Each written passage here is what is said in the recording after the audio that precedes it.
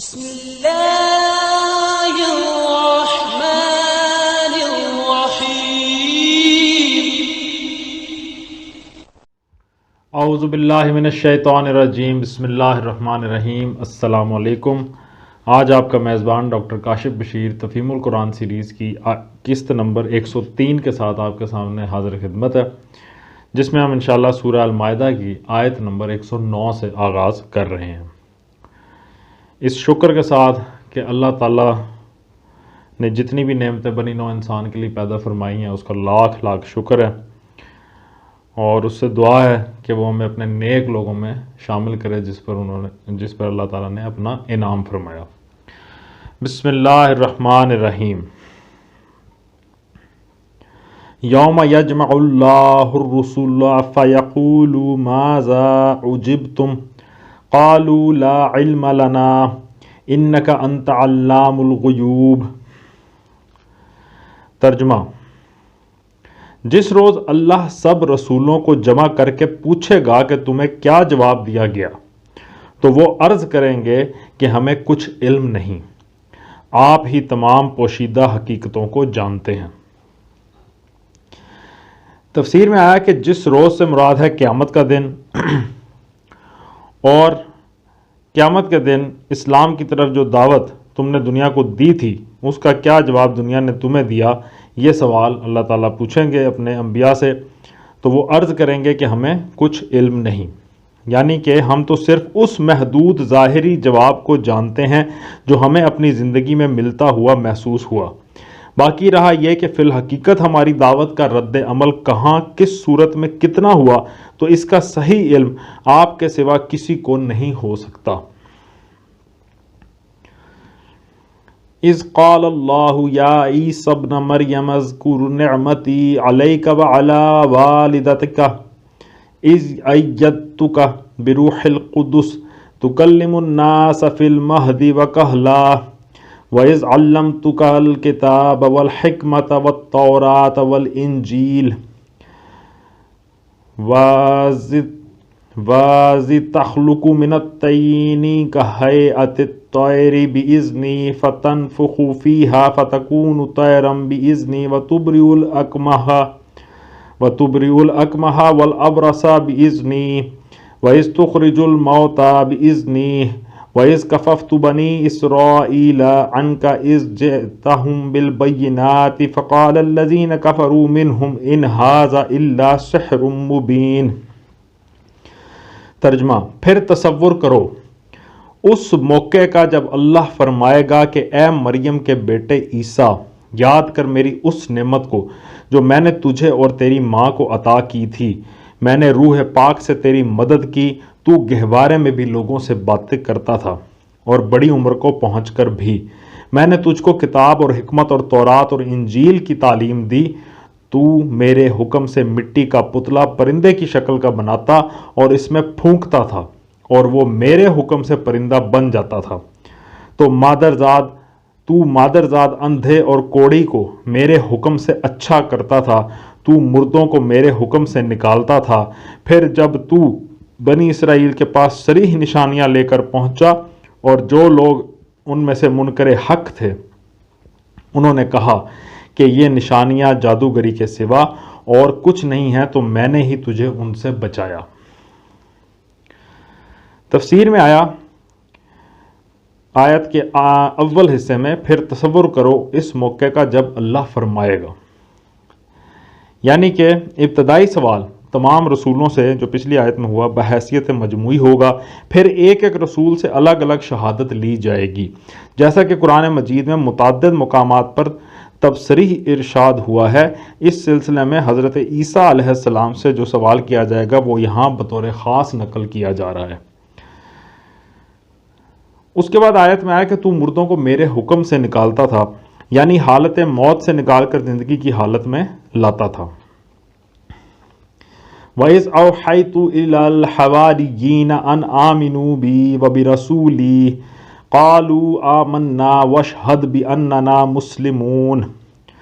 ترجمہ: اور جب میں نے حواریوں کو اشارہ کیا کہ مجھ پر اور میرے رسول پر ایمان لاؤ، تب انہوں نے کہا ہم ایمان لائے اور گواہ رہو کہ ہم مسلم ہیں۔ تفسیر میں آیا کہ یعنی حواریوں کا تجھ پر ایمان لانا بھی ہمارے فضل اور توفیق کا نتیجہ تھا، ورنہ تجھ میں تو اتنی طاقت بھی نہ تھی کہ اس جھٹلانے والی آبادی میں ایک ہی تصدیق کرنے والا اپنے بل بوتے پر پیدا کر لیتا۔ ضمناً یہاں یہ بھی بتا دیا کہ حواریوں کا اصل دین اسلام تھا، نہ کہ عیسائیت۔ اذ قال الحواریون یا عیسی ابن مریم هل يستطيع ربك ان ينزل علينا مائدة من السماء قال اتقوا الله ان كنتم مؤمنین۔ ترجمہ، حواریوں کے سلسلے میں یہ واقعہ بھی یاد رہے کہ جب حواریوں نے کہا اے عیسیٰ ابن مریم، کیا آپ کا رب ہم پر آسمان سے کھانے کا ایک خوان اتار سکتا ہے؟ تو عیسیٰ نے کہا اللہ سے ڈرو اگر تم مومن ہو۔ تفسیر میں آتا ہے کہ حواریوں کا ذکر آ گیا تھا، اس لیے سلسلہ کلام کو توڑ کر جملہ معترضہ کے طور پر یہاں حواریوں ہی کے متعلق ایک اور واقعے کی طرف بھی اشارہ کر دیا گیا، جس سے یہ بات صاف ظاہر ہوتی ہے کہ مسیح سے براہ راست جن شاگردوں نے تعلیم پائی تھی وہ مسیح کو ایک انسان اور محض ایک بندہ سمجھتے تھے، اور ان کے وہم و گمان میں بھی اپنے مرشد کے خدا یا شریک خدا یا فرزند خدا ہونے کا تصور نہ تھا۔ نیز یہ کہ مسیح نے خود بھی اپنے آپ کو ان کے سامنے ایک بندہ بے اختیار کی حیثیت سے پیش کیا تھا۔ یہاں یہ سوال کیا جا سکتا ہے کہ جو گفتگو قیامت کے روز ہونے والی ہے اس کے اندر اس جملہ معترضہ کا کون سا موقع ہوگا؟ اس کا جواب یہ ہے کہ یہ جملہ معترضہ اس گفتگو سے متعلق نہیں ہے جو قیامت کے روز ہوگی، بلکہ اس کی اس پیش کی حقائق سے متعلق ہے جو اس دنیا میں کی جا رہی ہے۔ قیامت کی اس ہونے والی گفتگو کا ذکر یہاں کیا ہی اس لیے جا رہا ہے کہ موجودہ زندگی میں عیسائیوں کو اس سے سبق ملے اور وہ راہ راست پر آئیں۔ لہٰذا اس گفتگو کے سلسلے میں حواریوں کے اس واقعہ کا ذکر بطور ایک جملہ معترضہ کے آنا کسی طرح غیر متعلق نہیں ہے۔ قالوا نريد ان ناكل منها وتطمئن قلوبنا ونعلم ان قد صدقتنا ونكون عليها من الشاهدين۔ ترجمہ، انہوں نے کہا ہم بس یہ چاہتے ہیں کہ اس خوان سے کھانا کھائیں اور ہمارے دل مطمئن ہوں اور ہمیں معلوم ہو جائے کہ آپ نے جو کچھ ہم سے کہا ہے وہ سچ ہے اور ہم اس پر گواہ ہوں۔ قال عیسی ابن مریم اللہم ربنا انزل علینا مائدة من السماء تکون لنا عیدا لأولنا وآخرنا وآیة منک وارزقنا وانت خیر الرازقین۔ ترجمہ، اس پر عیسیٰ ابن مریم علیہ السلام نے دعا کی، خدایا ہمارے رب، ہم پر آسمان سے ایک خوان نازل کر جو ہمارے لیے اور ہمارے اگلوں پچھلوں کے لیے خوشی کا موقع قرار پائے اور تیری طرف سے ایک نشانی ہو، ہم کو رزق دے اور تو بہترین رازق ہے۔ قال اللہ انی منزلها علیکم فمن یکفر بعد منکم فانی اعذبہ عذابا لا اعذبہ احدا من العالمین۔ ترجمہ، اللہ نے جواب دیا میں اس کو تم پر نازل کرنے والا ہوں، مگر اس کے بعد جو تم میں سے کفر کرے گا اسے میں ایسی سزا دوں گا جو دنیا میں کسی کو نہ دی ہوگی۔ تفسیر میں آیا کہ قرآن اس باب میں خاموش ہے کہ یہ خوان فی الواقع اتارا گیا یا نہیں۔ دوسرے کسی معتبر ذریعہ سے بھی اس سوال کا جواب نہیں ملتا۔ ممکن ہے کہ یہ نازل ہوا ہو اور ممکن ہے کہ حواریوں نے بعد کی خوفناک دھمکی سن کر اپنی درخواست واپس لے لی ہو۔ وَإِذْ قَالَ اللَّهُ يَا عِيسَى ابْنَ مَرْيَمَ أَأَنْتَ قُلْتَ لِلنَّاسِ اتَّخِذُونِي وَأُمِّيَ إِلَٰهَيْنِ مِن دُونِ اللَّهِ قَالَ سُبْحَانَكَ مَا يَكُونُ لِي أَنْ أَقُولَ مَا لَيْسَ لِي بِحَقٍّ إِن كُنتُ قُلْتُهُ فَقَدْ عَلِمْتَهُ تَعْلَمُ مَا فِي نَفْسِي وَلَا أَعْلَمُ مَا فِي نَفْسِكَ إِنَّكَ أَنْتَ عَلَّامُ الْغُيُوبِ۔ ترجمہ، غرض جب یہ احسانات یاد دلا کر اللہ فرمائے گا کہ اے عیسیٰ علیہ السلام ابن مریم، کیا تو نے لوگوں سے کہا تھا کہ خدا کے سوا مجھے اور میری ماں کو بھی خدا بنا لو؟ تو وہ جواب میں عرض کرے گا کہ سبحان اللہ، میرا یہ کام نہ تھا کہ وہ بات کہتا جس کا کہنے کا مجھے حق نہ تھا۔ اگر میں نے ایسی بات کہی ہوتی تو آپ کو ضرور علم ہوتا۔ آپ جانتے ہیں جو کچھ میرے دل میں ہے، اور میں نہیں جانتا جو کچھ آپ کے دل میں ہے۔ آپ تو ساری پوشیدہ حقیقتوں کے عالم ہیں۔ تفسیر میں آیا کہ عیسائیوں نے اللہ کے ساتھ صرف مسیح اور روح القدس ہی کو خدا بنانے پر اکتفا نہیں کیا، بلکہ مسیح کی والدہ ماجدہ حضرت مریم کو بھی ایک مستقل معبود بنا ڈالا۔ حضرت مریم علیہ السلام کی الوہیت یا قدوسیت کے متعلق کوئی اشارہ تک بائبل میں موجود نہیں ہے۔ مسیح کے بعد ابتدائی 300 برس تک عیسائی دنیا اس تخیل سے بالکل ناآشنا تھی۔ 3 صدی عیسوی کے آخری دور میں اسکندریہ کے بعض علماء دینیات نے پہلی مرتبہ حضرت مریم کے لیے ام اللہ یا مادر خدا کے الفاظ استعمال کیے۔ اس کے بعد آہستہ آہستہ الوہیت مریم کا عقیدہ اور مریم پرستی کا طریقہ عیسائیوں میں پھیلنا شروع ہوا، لیکن اول چرچ اسے باقاعدہ تسلیم کرنے کے لیے تیار نہ تھا، بلکہ مریم پرستوں کو فاسد العقیدہ قرار دیتا تھا۔ پھر جب نستوریس کہ اس عقیدے پر کہ مسیح کی واحد ذات میں 2 مستقل جداگانہ شخصیتیں جمع تھیں، مسیحی دنیا میں بحث و جدال کا ایک طوفان اٹھ کھڑا ہوا، تو اس کا تصفیہ کرنے کے لیے 431 عیسوی میں شہر افسوس میں ایک کونسل منعقد ہوئی، اور اس کونسل میں پہلی مرتبہ کلیسا کی سرکاری زبان میں حضرت مریم کے لیے مادر خدا کا لقب استعمال کیا گیا۔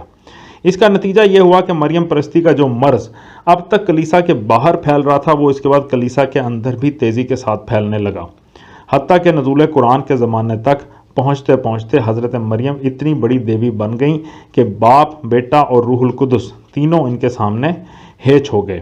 ان کے مجسمے جگہ جگہ کلیساؤں میں رکھے ہوئے تھے، ان کے آگے عبادات کے جملہ مراسم ادا کیے جاتے تھے، انہی سے دعائیں مانگی جاتی تھیں، وہی فریاد رس، حاجت روا، مشکل کشا اور بے کسوں کے پشتے باندھ تھے۔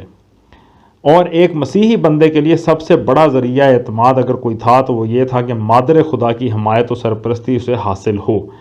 کیسر جسٹینین اپنے ایک قانون کی تمہید میں حضرت مریم علیہ السلام کو اپنی سلطنت کا حامی اور ناصر قرار دیتا ہے۔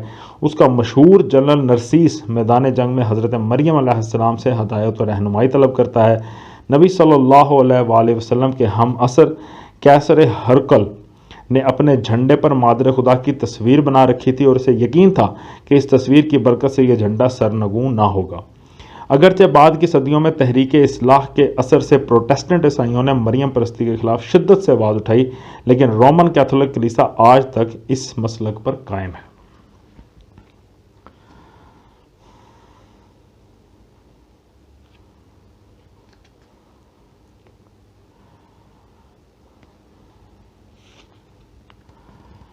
ما قلت لهم الا ما امرتنی به ان اعبدوا اللہ ربی وربکم وکنت علیہم شہیدا ما دمت فیہم فلما توفیتنی کنت انت الرقیب علیہم وانت علی کل شیء شہید۔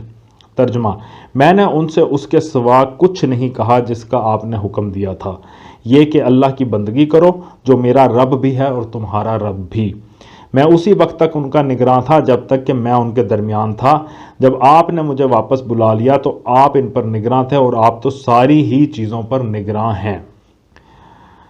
ان تعذبہم فإنہم عبادک وإن تغفر لہم فإنک انت العزیز الحکیم۔ ترجمہ: اب اگر آپ انہیں سزا دیں تو وہ آپ کے بندے ہیں، اور اگر معاف کر دیں تو آپ غالب اور دانا ہیں۔ قال اللہ ھذا یوم ینفع الصادقین صدقہم لہم جنات تجری من تحتہا الانہار خالدین فیہا ابدا رضی اللہ عنہم ورضوا عنہ ذالک الفوز العظیم۔ تب اللہ فرمائے گا، یہ وہ دن ہے جس میں سچوں کو ان کی سچائی نفع دیتی ہے، ان کے لیے ایسے باغ ہیں جن کے نیچے نہریں بہہ رہی ہوں گی، یہاں وہ ہمیشہ رہیں گے۔ اللہ ان سے راضی ہوا اور وہ اللہ سے، یہی بڑی کامیابی ہے۔ للہ ملک السماوات والارض وما فیہن وہو علی کل شیء قدیر۔ زمین اور آسمانوں اور تمام موجودات کی بادشاہی اللہ ہی کے لیے ہے، اور وہ ہر چیز پر قدرت رکھتا ہے۔ صدق اللہ العلی العظیم۔ الحمدللہ آج ہم نے سورہ المائدہ مکمل کی ہے آیت نمبر 120 تک، اور اللہ تعالیٰ کا لاکھ لاکھ شکر ہے، اور اللہ سے دعا ہے کہ یا اللہ ہمیں شرک جیسے گناہ عظیم سے محفوظ رکھ، اور جو بھی کوئی ہم وحدانیت کو، اللہ کی وحدانیت کی ترویج کرنے کے لیے جو بھی کام کر سکے، اللہ تعالیٰ ہمیں اس کے لیے چن لے۔ اسی دعا کے ساتھ آپ سے اجازت چاہیں گے، اپنا بہت خیال رکھیں، اور آپ لوگوں کا بہت بہت شکریہ۔ اللہ حافظ۔